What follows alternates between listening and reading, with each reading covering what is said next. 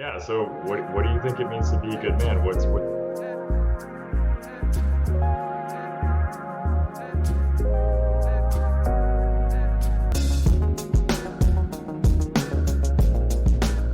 I'm really excited for another Under the Hood Talk podcast session. As you know, we bring in experts that we think will be really valuable for our audience to listen in to the conversation, and really excited to introduce Cindy. This is our second Under the Hood Talk podcast session, so lean back into our network. If you scroll back far enough, you can see back in 2022 we had an awesome discussion, so it's really good to have you back, Cindy. It's great to be back. Far Henry. more professional setting, so we've come a long way, and it's we have a lot of awesome topics to cover. But I'd love to just hear what you've been working on since the past 2 years, and a quick intro to the audience I think would be awesome.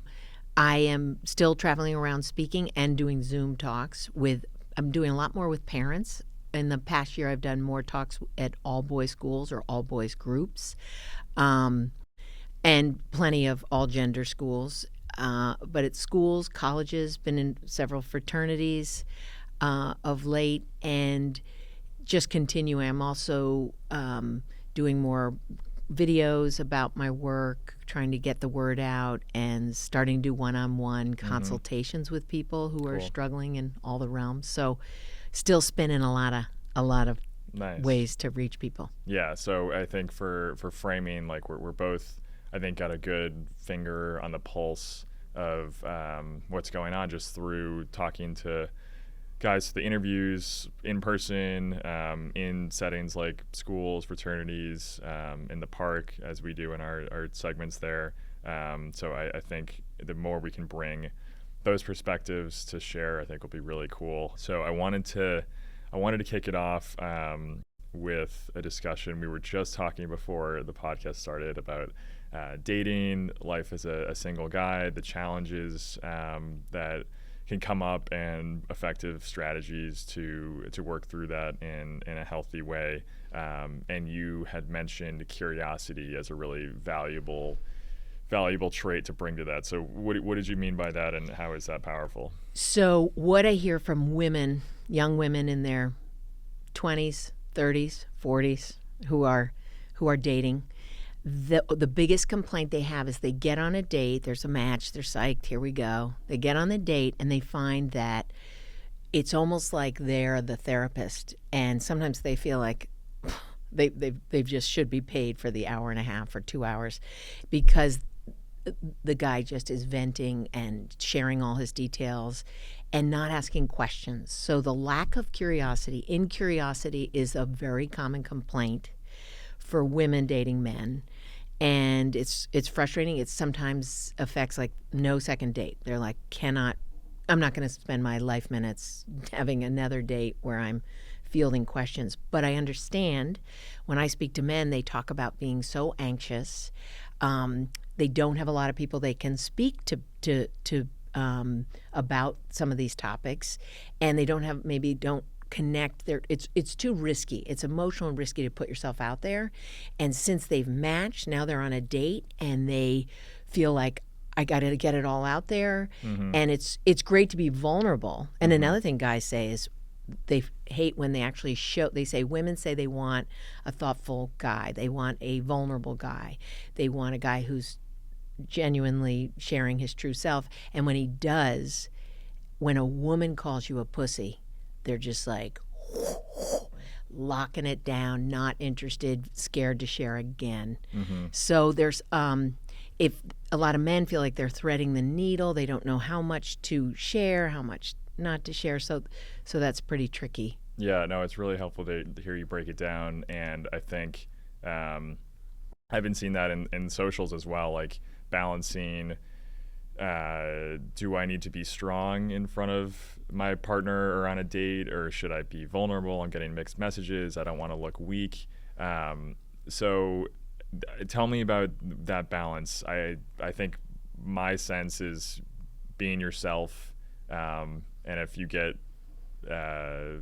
rejected or whiplash for being vulnerable, then you're the person on the other side of the table is probably not the right match for you, and it's time to move on. So Tell me if you Oh, agree yeah. with that. Absolutely. I say trust your repellents. I mean, trust them. They are weeding out the riffraff there, because if you are putting on any persona in any of, like, I'm going to try to be a little stronger, or I'm going to try to be a little more vulnerable out of my range, how do you maintain that? And some people think, well, you have to put something forth to get someone and then you can be your true self. It's exhausting. It takes so much energy. It takes to be rejected multiple times is so humbling and hurtful and hard. But I think when you lead with your true self, it really there is the right person's going to see that and trust that, and oh, it's so hard to convince someone of that, because what they look around. So a lot of men. I just talked to a young man I know who finally met someone after years of joining clubs, joining organizations, doing ballroom dancing, like really trying new things, and it took him years, and he met someone and they have this awesome relationship, and now he's like, I don't have I live with other roommates, I don't make a lot of money, I don't have a car. And so then there's you got to just trust that if a person has chosen you, don't worry about all of those things. And I don't know, it's people are uh anxious, more anxious than ever, we know this, insecure. So many young men are struggling to feel enough and feel okay. And this dating stuff beats them down. And another thing is, some guys say it's just easier to stay home and jack off to porn. Like, there's no emotional commitment. There's no risk of rejection. It no risk for shame. Just easier to be on my own. And it's kind of scary to me. So encouraging men to put themselves out there. I get, for any gender, to put yourself out there and risk for rejection, but putting your true self, it just takes so much less energy, and the payoff. Confidence, people can smell confidence. They can feel it. Like when you really aren't desperately looking and you are doing your own thing and you're focused on your work or what you're interested in or your extracurricular stuff, and you're doing that and you're on a date, they can feel like you're okay. So doing as much as you can to feel okay seems like Yeah, no, I think so many things in there. The fear of rejection, and the risk reward of putting your true self out there is so worth it to find something great. I think also escalates the fear of rejection, because then it's really about your true self and not about some image that you put on that doesn't feel like as right on the mark about you. And I think one of the trends I've seen in the interviews I've done with the guys who find our platform is the ones who are ready to talk to us kind of self-selects for strength, and the main theme or trend is that vulnerability as a strength is huge, where they're able to talk about, this is what my mental health journey has been, this is the strategies I've used to get to this point, and now I can share with people in an attempt to lift them up. So I think to counterbalance that fear of rejection is seeing that vulnerability as a strength. Right. And then I also wanted to talk about, I think, because you mentioned the fear of rejection, tying it to just kind of sitting at home and getting sucked into porn. So tell me, what are the effects of that? How does that affect if it becomes habitual? So for starters, masturbation is healthy, normal, magical for all genders. No part of me says, like, this whole like no nut November. I'm like, no. Good to keep the flow, keep it rolling. But what the concern is, and I don't hear this from, I mean, I certainly hear from women who have partners who are, I don't use the word addiction, but because every guy says, well, I went off porn for 12 days. I'm not addicted. Boom, good to go. But really, until you're 26 years old or your brain fully develops, it takes 4 or 5 months being away from porn. So the biggest issue I see is erectile dysfunction and skewed expectations about how pleasure works and how bodies appear. So women get feedback from their male partners who say, you don't look right, you're not like most women. I'm like, most women? Like, who? Those are women in porn. And I think The porn industry is not going to change. I just want men to be educated on what's being put forth to them and how misleading it is. It really skews the idea of pleasure. Female pleasure is very complicated, 10,000 nerves on the clitoris, but the combination of pleasure and pain put together, like women being strangled. I don't use the word choked, even though the porn industry does. Choked is when food gets caught in your throat. Strangled is a violent act of putting a hand around someone's neck. And that is so confusing for young men. I mean, I have 8th grade boys asking me, so why do women like to be strangled? Why do women like this? And it's being hit. It's so the physical abuse, the sexual abuse, strangulation, racism, like a level of racism, the stereotypes and the tropes that are in porn, all of these things get into someone's, and everyone says, well, we know it's fantasy, but when that's the dose of what sex is like, is fed to you repeatedly, and this is from young men who say, this is getting in the way of my sex life. And erectile dysfunction, to hear men say, it takes me a minute to get off looking at porn, and it takes me an hour to either get it up or get off with my very attractive partner, that's troubling. And any guy I know who stops looking at porn, they're like, boom, less anxious, erectile function is rolling, the blue steel is back, great sex with my partner. The reports from the trenches of young men, I don't ask anyone to stop looking. They find me and hey, I tried your porn detox. I don't have a porn detox. I'm not putting that out there. But they hear my message and they're like, I'm going to give that a try. And incredible results over and over and over. Yeah. No, and it's a cool perspective, because it's like, here's the positive things at the end of this, not just ragging on oh, it's so bad, you're addicted, weak, to education around how it feels after, to be clear of that in your brain from the young guys you've talked to, I think is really helpful, as a motivation for healthy habits and better life at the outset. Any tips for what do you say to if a young guy's struggling, either can't put himself out there and is kind of stuck at home, or is kind of in the vice of watching porn and feeling unhealthy, wanting to do something about it? Any advice or things to share? Yeah. So first off, any guy who stops looking at porn says it's not discipline. It's vigilance, and with that vigilance, you literally have to tell all of your friends, I'm going to stop looking at porn. I need you guys not to send me stuff. Don't send me links. Don't try not to talk about it in front of me. It really would help me. And other guys are really supportive of their friends if they have the courage to say that. And they say the discipline is, you literally have to get, the phone has changed. Now you can jerk off anywhere with a phone, where you can, and people are, without lube, which can be problematic. It used to be you had to set up camp, make sure your roommate or your housemates aren't around, set up your laptop. So it's too easy.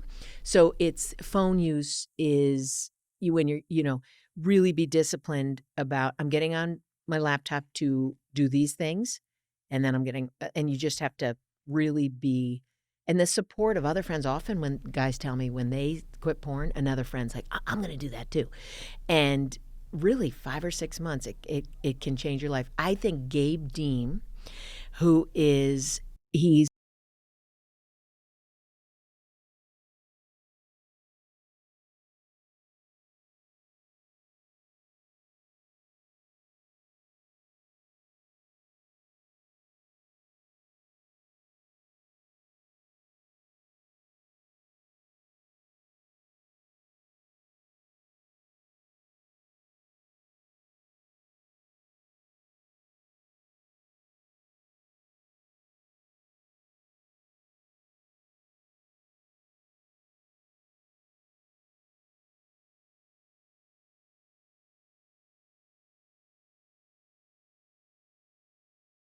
Here's the thing, there's something called escalation. You can look at what you consider to be feminist, respectful porn for a period of time, but because of the dopamine, hijacking that dopamine, then you need more. It's different than a drug. You need variety, not more of it. You need variety, and that's where what's available and out there. So the stakes get higher. To get off, you need a really more intense stimulus. So often the porn that people consider, which is often behind a paywall, becoming less so, like it's becoming more available, but it just doesn't last. It's not sustainable. Mm-hmm. Going back to tying it to the fear of rejection, any advice or for tips for like receiving rejection and managing it, because it will come, right? So Okay. What's the best way to move forward from that? A big issue is when you tell all your friends, I'm going to hook up with this woman, and I've got this. It's all, and then when you hear rejection or a no or disinterest, you now have friends with all these expectations about what's going to happen and who are hopeful for you in a positive way, and sometimes just like fired up or jealous or whatever. And so either that makes you tend to push boundaries more to make something happen, or like just get more deceitful. It's just a dicey place. I say tell less people. Of course you want to find your trusted boys, like the boys you can say, all right, I need advice. Like you got to have those boys in your life, and or people of all genders who can help you like get perspective, like a few trusted people, but don't like tell everyone this is going to work out or you're hoping this is going to work out. It's about you and that person, and it's easier to manage rejection, but also you got to work on listening to the cues, because sometimes like under the influence of alcohol or drugs, which often, it's common knowledge, everyone uses that to feel more socially at ease, and therefore not reading the cues, not hearing the no, using coercion, turning a no into a yes. And like predatory behavior, that's not just in a sexual place.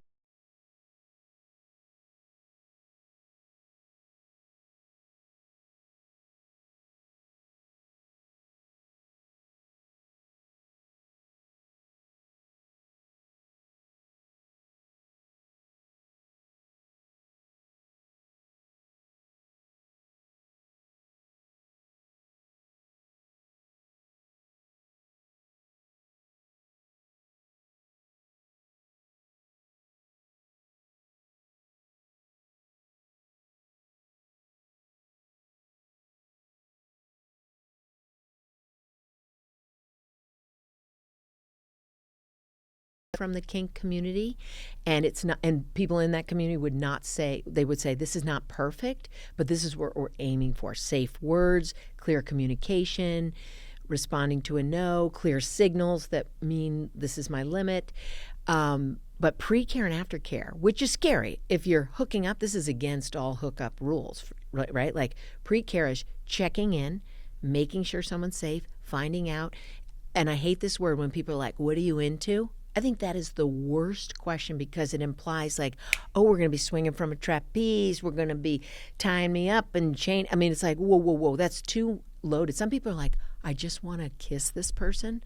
I'd like to hold their hand. I'd like to feel the closeness. And all of a sudden that question takes you, too far. So it's like checking in, like, can you let me know, like, is there a way you're going to let me know where your limit is, or if you change your mind? Like having a conversation, and people are like, what? That is like, can't happen.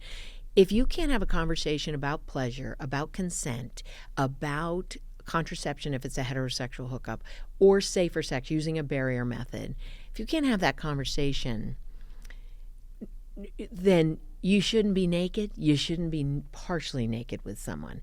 And then aftercare is checking in after. Like, was that okay? Was that pleasurable? Did you enjoy that? Like, really getting in there. And that's terrifying for people. And a lot of people say, okay, like after I give a talk and I map out the clitoris and all the things they need to know, there's some basic things people need to know. Because there's no pleasure education for women, and that's started my work. And a lot of times I'm in a big group of men in a fraternity, and one of the guys will boldly raise his hand and say, okay, I know what to do when I get to the clitoris. I'm ready to roll. Now, could you tell me how to talk to a woman? And the whole room is like, yeah, like every guy's like, that's the issue. And that's where people use alcohol. That's where they, you know, they're too nervous to put themselves out there. So I think my advice there is you have to have practice in awkward situations, meaning out in the world, start putting yourself out. Like so many young people, they can't make a telephone call. I say stretch your courage in social situations, out in a store, talk to strangers where there's no risk. You live in New York, you can talk to, you can bat up a question with anyone. Have conversations and practice getting through to the other side of awkward so that when you do get on a date, come maybe with questions about a person. What do you want to know? Like not super personal questions right out of the block, but be ready to be curious.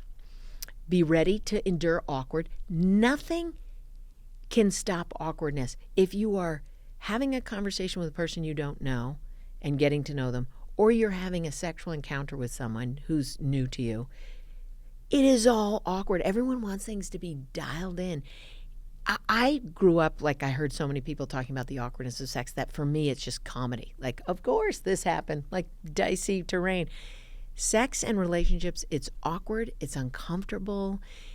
You gotta have practice in that and do it in social environments so that it can convert to your sexual experiences. It's a full circle back to the curiosity and bringing that. And I love the kind of exposure therapy to awkwardness. I think there's so many ways to communicate behind a screen that the practice realm gets smaller and smaller. And it's good to move the goalposts to some awkwardness is fine. Because I think if you're unaccustomed and you feel a twinge of that on a date or even outside dating, and it could be like a work environment or with friends, and it could kind of trigger kind of a spiral, like, oh, this is weird, this is awkward, and I'm not used to feeling this, and you might not be if you're always behind the screen. So I love the exposure therapy method of talking to strangers and kind of feeling that little buzz of meeting someone new. And yeah, it can be a little nerve-wracking, but it's important to do it those kind of safer, smaller arenas, because then it'll allow you to progress in the other spaces of your life as well. Yeah. And Henry, your interviews that I watch on Instagram in Washington Park, every one of those, I try to get people in fraternities to watch those, but it is interesting. They do self-select, but they've got all the answers. If a young man sat down, got on Instagram, and just went through and watched 10 videos from your interviews, it could change their life. But that's not what they choose. It feels out of reach. It's sometimes, I think, but that's always my hope is like, if every young man I knew could watch these interviews, it would solve 75% of their doubts. Well, I appreciate that. But we'll have to run a study on that. Well, I would like to run a study because and I feel like this is the whole problem with the masculinity space is there is incredible work being done, but it's so siloed. And we have found, you and I have experienced this when we offered a talk. You can offer a talk, but choosing to attend it takes a lot of courage. You can sign up, you've got an intention, but getting yourself to that talk is rarely going to happen. What is often needed is when a fraternity president or a social chair requires my talk, guys are all in. They're so grateful they came. But they wouldn't if it was going on campus really hard to get to that. So having an athletic team required, a group of men required, an organization, a subgroup in a company. If it's required, they're in. Mm-hmm. I consistently see that in the park sessions, and I'm always consistently surprised how just under the surface these conversations are. Where many times it's strangers who see our logos or our questions, or we're going up to people, and the conversations are amazing. And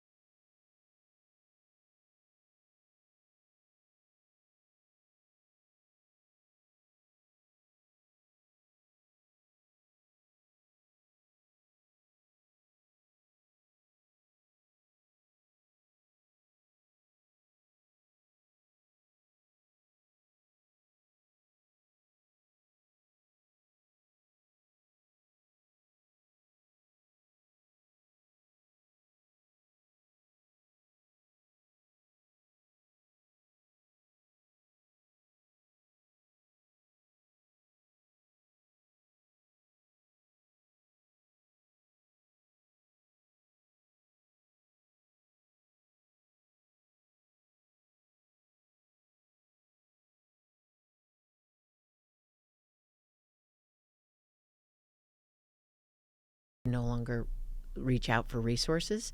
That is the biggest mistake. If I was a young man, I'd say get educated. If you're a heterosexual young man, read The Clitoral Truth by Lori Mintz, Dr. Lori Mintz. This book has all the answers. And so many young men, they'd rather be, it's so much easier to find things online and look at videos, which very quickly leads to porn.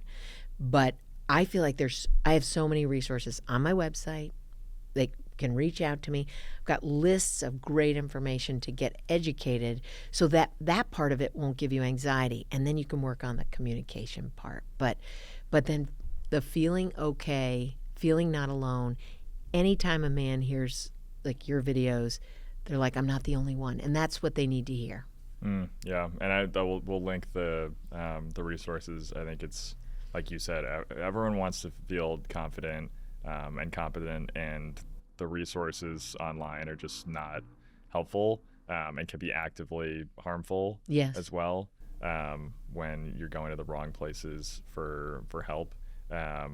So we'll definitely link those. We got into a little bit around sex and anatomy, but tell me more about that. What are the biggest gaps in understanding or perception guys have about either body image or anatomy or education about anatomy, opposite sex? What are the biggest gaps that you see? Those are three different things. So I'll start with, I'm going to go right to the easiest one. It's not just penis size. It's feeling adequate about one's penis. Really hard to, really difficult to feel adequate and feel okay about one's penis when the average size penis in porn is 8 inches and the average size penis of a fully erect adult male out in the world is 5.14 inches. And I will tell you, in my books, I had 5.5 inches. And because those were the studies I saw over and over, and I was in a class full of sophomores of all genders, and this boy in the back raises his hand after me talking. He goes, I don't mean to be disrespectful, but I saw a study last night that said it was actually 5.14, and every boy in the room's like this, looking at me, looking at that kid, and saying to himself, like, do we listen to the old lady who seems to know our masturbation habits and will tell us where the clitoris is? Or do we listen to the fella who's looking up studies on Monday night? I'm like, let's go with the fella who's looking up studies on Monday night. I'm like, he was so nervous that he was going to get scolded. And all the women in the room are like, 5.14, 5.5, like, really? And there's, wherever a penis is going, it's about this deep. And so I said, do you have your laptop? The kid gets out his laptop. His two buddies next to him. I see these bright eyes, 3 boys looking over the laptop. This kid's like looking, and he looks and he finds it. He goes, 5.14. Every boy in the room is like, yeah. Sophomores in high school. I can go to a group of seniors and I lay down those facts and they're like, some are up high-fiving their buddies like, I am normal. So size is one thing, but it's also, is it okay to be circumcised, uncircumcised? I bend to the left. I'm built like a Pepsi can. I got hair on the shaft. I got a big shaft, small shaft, big head. Like, it looks funky. Am I okay? I mean, I'm amazed how often I get those questions, and I just say, people are not that selective. And there are growers and showers too. Like, sometimes in the locker room that tells you nothing.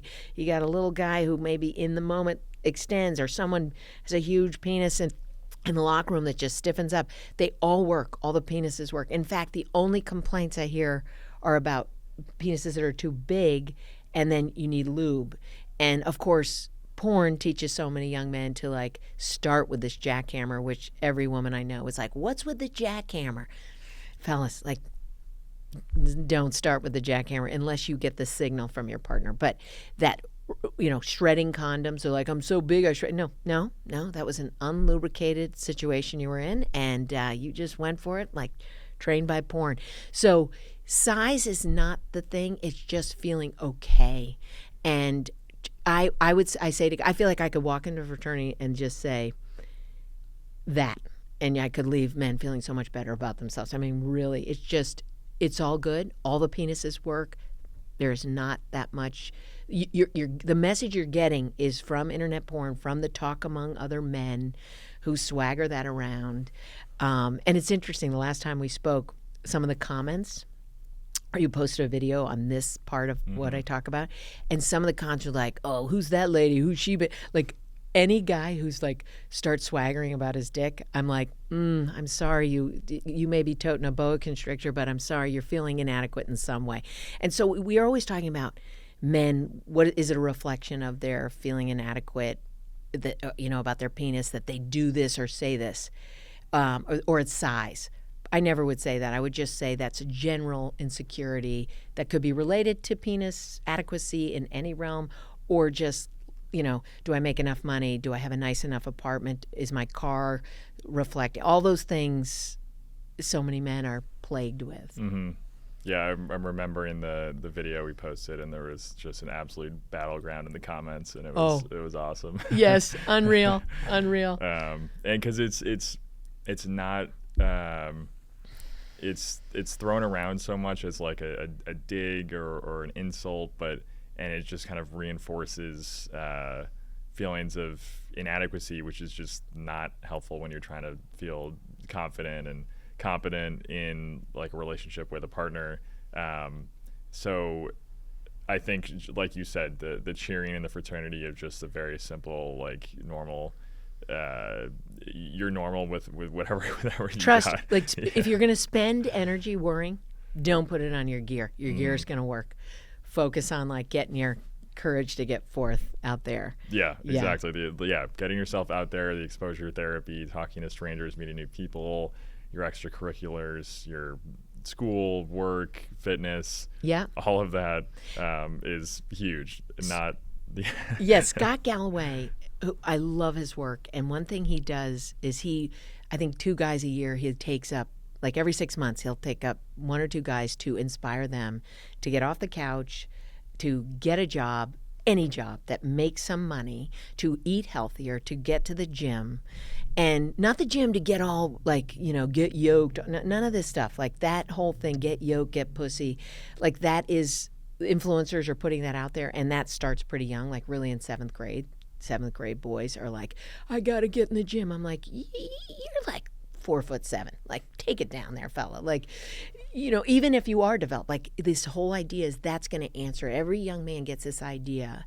If I make this money, if I look like this, if my dick's like this, it's all going to work out. And it paralyzes them. It keeps them from stepping into the world. And I love Scott Galloway talking about mentoring young men. And that's what we need. And that's what your work is doing, is giving like men who don't even know those men. They're giving them stuff, good information that maybe they could find. I always say to young men, like, find anchoring adults. Make sure you have mentors in your life who help you get perspective. And with those 1 or 2 guys, older men, good guys, like that's a lack of there's a lack of mentorship.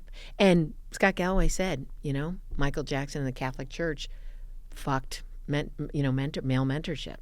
And it's true, like so many men are nervous to be mentors and to get close to young men. There's a fear there, but that is really what we need.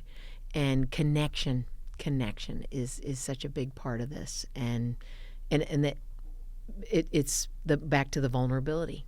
I mean, I think being vulnerable with a couple, trusted. I always say to our boys, like, you have a great father who's a role model, but find good men in the world. It may be your coaches, it may be your older cousins, it may be your aunts, your uncles.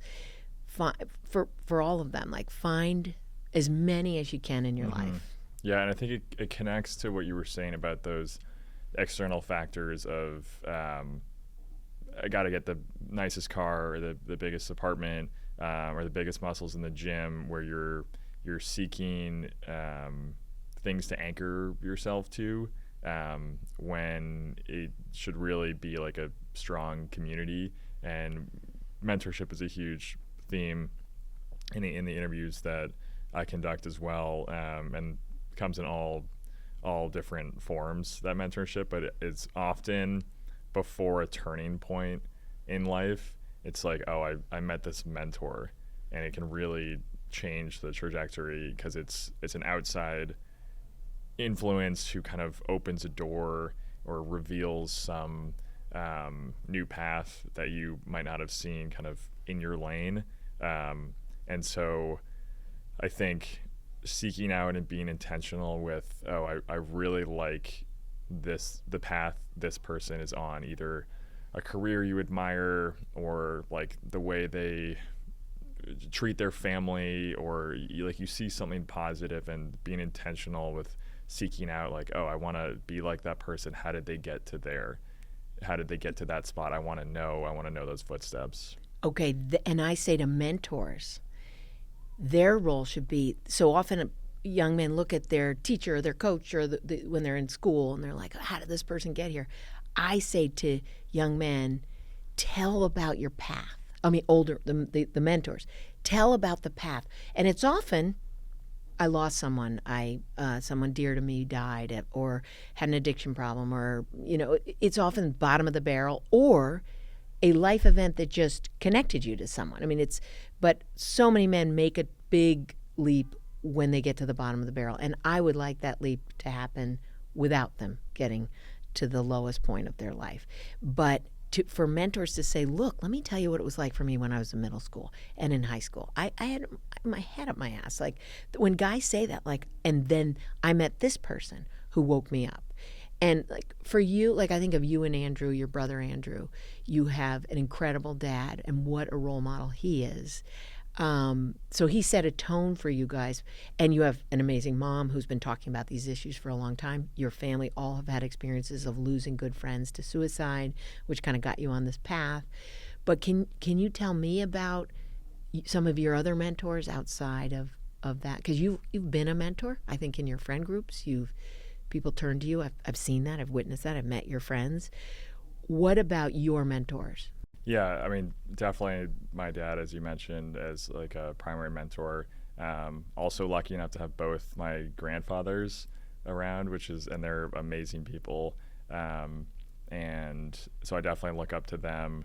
And then there are coworkers that I've had in my career thus far that I really admire for the way that they can inspire a team and lead people, which I would love to emulate. And then I think also leaning into books sometimes. I think there are like examples of healthy strength that I really look towards as well. So I think I like bringing that up just because it's an option if you kind of scope your community and your people, and just nothing at the present moment that jumps out to you, then look towards the movies and the books, find a character that speaks to you, and then you try and emulate some of the real world stuff around you that could be like something like that character would do. I think is an option as well. Of course, it's super important to have like the in-person human connections, but it can come later, right? I guess new people can come into your life as well at any time. So yeah, I try and I think, I mean, I'm really lucky to have my dad. I think that's kind of like a really privileged, like built-in mentor, and that's just it's either there or sometimes it's not. I mean, there's so many different contexts that could make that relationship either strained or distant or not there or at all, and that's kind of where you have to get more creative and invest in other avenues, because it is so important to have that path of like, here's a path that I know I can follow and feel good about. You know, Henry, hearing you talk about when you read about a character or you see them in a movie or see them in a show, I hadn't thought about that it kind of sets an aim, a bar, Mm-hmm. and then you start seeking that in life. Like, I mean, you're English major, a reading machine, and I know a lot of young men who are like, I don't have the attention span to read audio books, Mm-hmm. but getting into great books. And there's a new book, it's not fiction to get a character, but Niobe Way from NYU, she wrote a book. She's done a lot on masculinity, and her new book is Rebels with a Cause, about boys. She's written about connection and boys and emotions, and that's a new book. And I just read Better Boys, Better Men, amazing. And Jonathan Haidt's work on social media, really important. The anxious generation, really, I think I see so much. What I'm reading in these books, I'm hearing in the trenches. And when I see studies that are kind of not aligned with what I'm seeing in the trenches and hearing from young men, I'm like all three, like Scott Galloway, you know, Naomi Way, Jonathan Haidt. When I read their work, it like exactly what I'm hearing in the trenches. And so I really encourage people to look at their work and their videos, because I think they'll see themselves in there. Okay, cool. Yeah, we can link those on our site or on yours through what I'll link. So I also want to get back to the sex and anatomy portion. Oh yeah. We tangent. Yeah, no, it's good tangents. Tangents. And I wanted to talk about body image, and then also, Yes. like you said, everyone wants to be good at sex and know what they're doing and have a healthy relationship there, and so making that better. Okay. And we've also. So I'm going to get on the clitoris second, but first I want to talk about body image, because, you know, this is something that's changed dramatically in the last 10 or 15 years, is young men struggling with body image more than ever. And there are influencers who are putting messages out there to young men who are getting caught up into what they should look like. And this false promise that you will feel man enough if you look this way, if you can do these things. I mean, but the appearance, the focus on appearance, which a lot of young women say when a guy is a total gym rat and that's his identity, it is almost like they're lost into the gym. Like, taking care of yourself, going to the gym is awesome, healthy, but keeping that also in perspective and not like finding that balance. It's such a threading that needle. But also the expectation, let's say you get to a certain size, is it ever enough? And that's where you really get this tweaked body image issue where you're like, I guess I'm not, ripped enough. I don't have an 8-pack. I just have a 6-pack. You poor dear. That self-obsession can be unappealing. So how to take care of yourself without obsessing? It's okay if you love working out, and it's great for your endorphins. It's great, being physically active is great, but being totally focused on being ripped. I don't really hear, I think that's more men respect other men, or they're impressed being able to literally flex on each other. That's more in the male world. I don't hear women saying, oh, I like this, he looks like this. I don't hear women talking about that.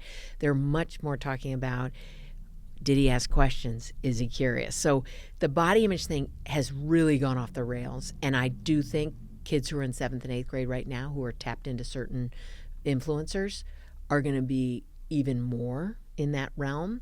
I do think there's hope for younger kids. I think once we get kids off, I think there's a movement, thanks to Jonathan Haidt, literally he shifted how schools are approaching and families are approaching phone use. So giving phones later, less time on them.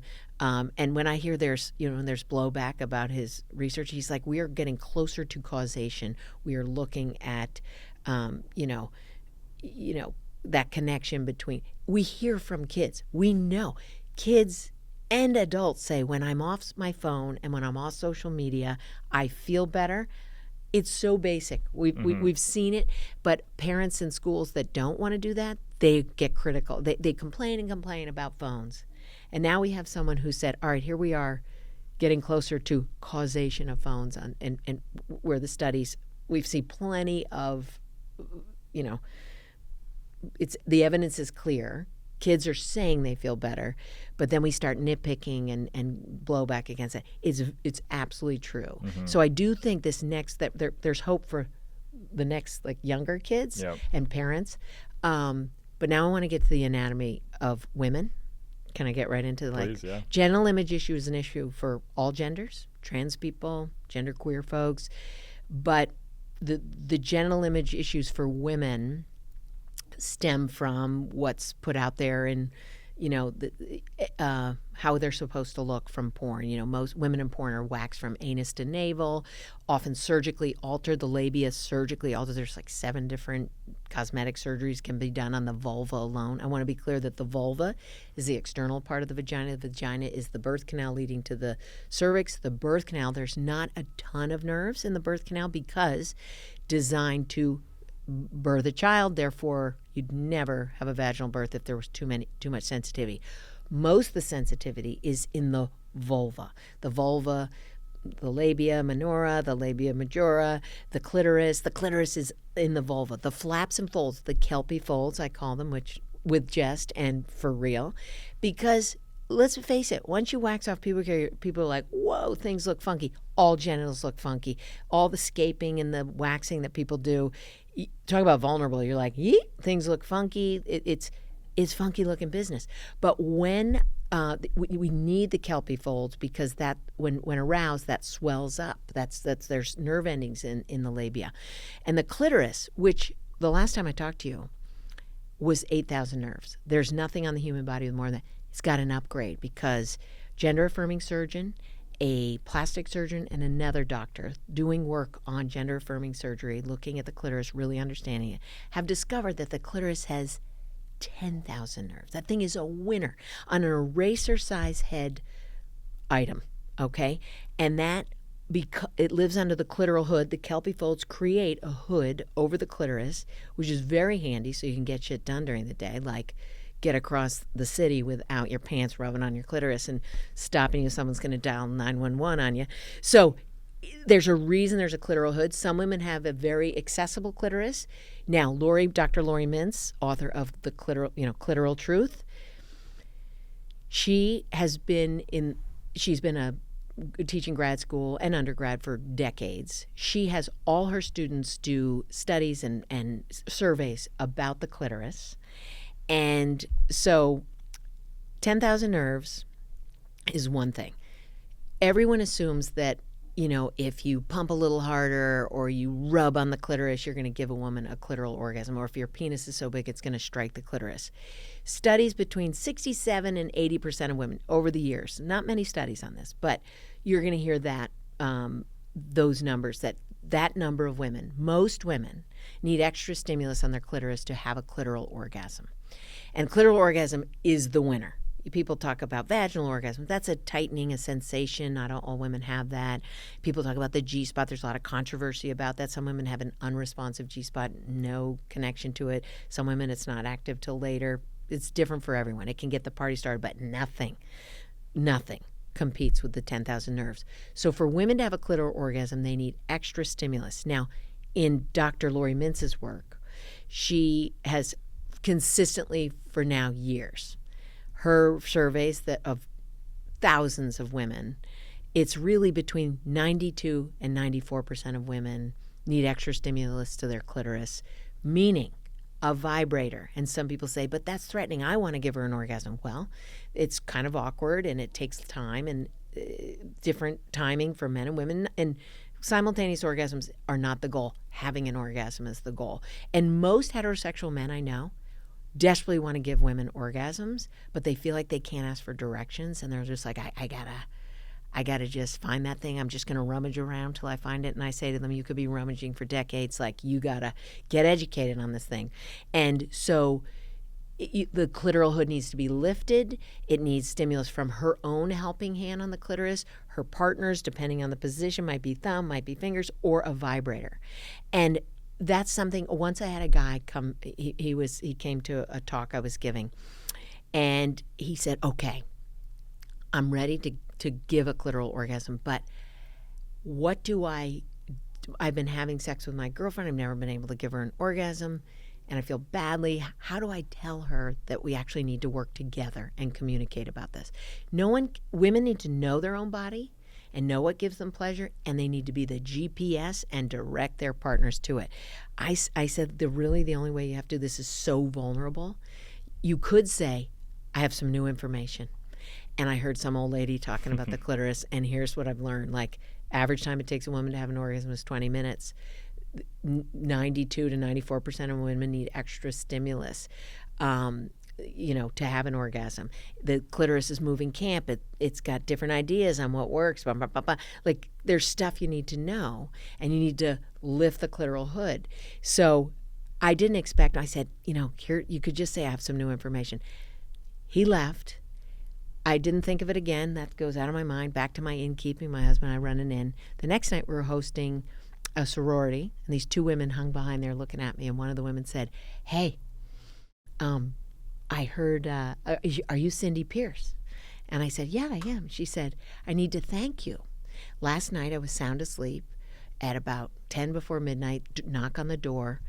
I opened the door, and there's my boyfriend, and he said, I have some new information. I've learned how to give an orgasm, but we have to do this together, and I need your help." And she said, "Had my first orgasm last night." And I was like, very strange and awesome. Well done. And bizarre. I told my husband, he's like, "Public service, that's my baby." He's so proud. But we just don't give information about the clitoris. And so 10,000 nerves, that thing's winning. The head of the penis has 4,000 nerves. Nothing. The tongue doesn't have that many. I mean, it's a winner. So, and it does have wings too, like behind the clitoris within it goes around. So that can add some stimulus. But in the vagina, sometimes they reach back to the anus. Some women enjoy that. But too many women don't know about the actual clitoris, and too many men who are interested in it don't know about it. Yeah, I love that segment because I can. It's like sneaking in some real information, and it's just, oh, you're gonna get it. Oh, I'm gonna get it. You're gonna know. And I can, as someone who's gone through the typical American sex ed system, I can almost guarantee that anyone watching does not know this and should know this. And it's just something that should be mandatory, because why would you not want to know, right? Right. And so I so appreciate you just laying it out. Yeah. And it's just awesome, and is just a good like delivery of like, this is how you need to be honest and communicate with your partner, and it's not going to happen by accident, and it takes like learning, communication.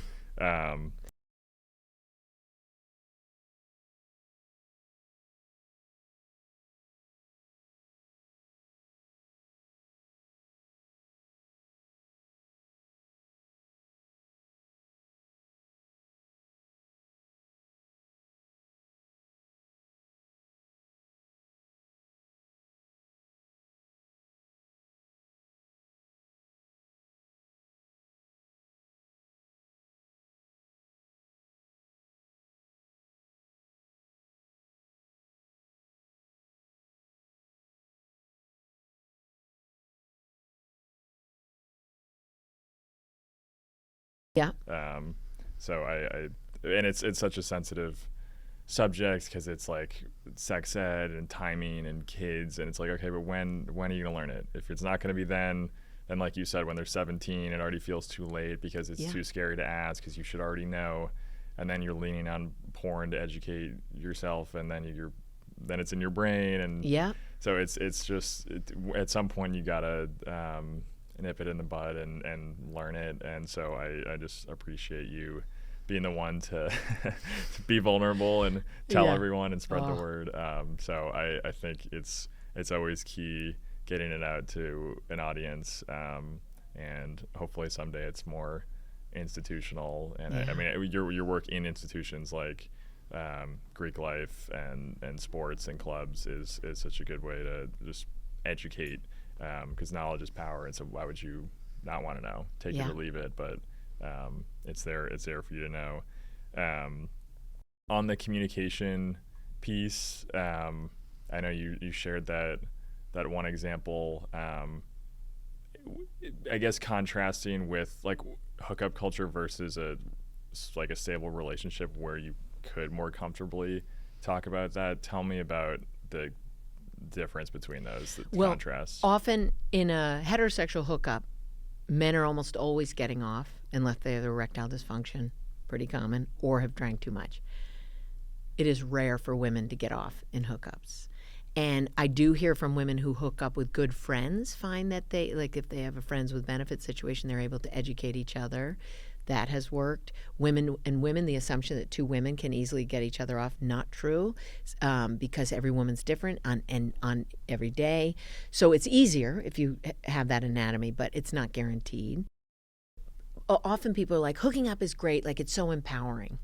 And, holding back, being like, don't want to seem obsessed, don't want to seem interested. I often hear people are really hoping that hooking up leads to something, but they don't want to invest and put themselves publicly out there, but they still feel that rejection if it doesn't go well. They still feel the, unfulfilled part of it sexually and emotionally. And even young men say, look, I get off when I hook up, but I want more than that.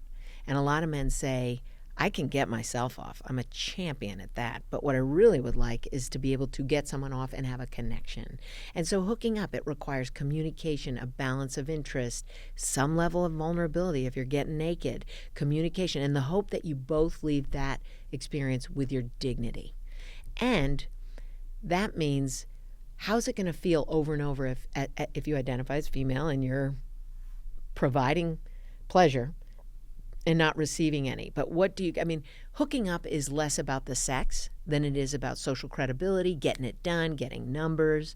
That's the unfortunate thing, is that socially gives you credibility for a period of time, but that doesn't feed what you're really looking for, that void, that hope for fulfillment. And so I would say less sex, people who take their time, choose partners more carefully, put themselves out there more, focus less on numbers, getting it done. The getting it done, that is the recipe for shitty sex, and sometimes a life of shitty sex until you rearrange the toolbox after you get some better tools in your 30s or 40s. Don't wait that long. Get educated. Go to Sex Etc., that website. Go Ask Alice, Columbia, University. Go to Scarleteen. Go to OK So. There's these great resources that have all these great answers, but porn is such a lure. Or you look something up and you're trying to get a good resource, but of course the algorithms will take you in a different direction. There's great resources worth looking into, taking your time, and once again, takes a lot of courage to communicate about these things, and that's what we're coming down to. But better sex happens when there's a connection and less focus on the numbers, focus on the connection. No, it's such a good breakdown, and I think we covered all of our topics. And nice. Cindy, you are an absolute master. Just the delivery, your knowledge, education, understanding both male and female perspectives from all your discussions and your work and your research, and just the coverage across dating, anatomy, insecurities, body image. I mean, it's just such a wealth of information delivered with so much passion and clarity. So I really appreciate you coming on. Thank you. We'll do another soon and keep spreading the word. Yes. Henry, I'm so grateful for your work. Your family has inspired me and supported my work in so many ways. And thank you. Thanks so much. Cheers. Cheers. Yeah. Thanks, Cindy. Thanks. Yeah, so what do you think it means to be a good man?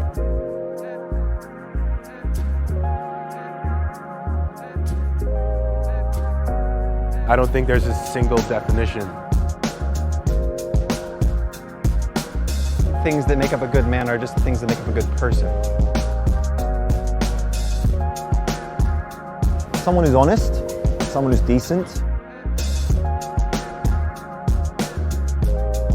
You're also willing to express yourself in a healthy way, and you're in touch with your emotions as well.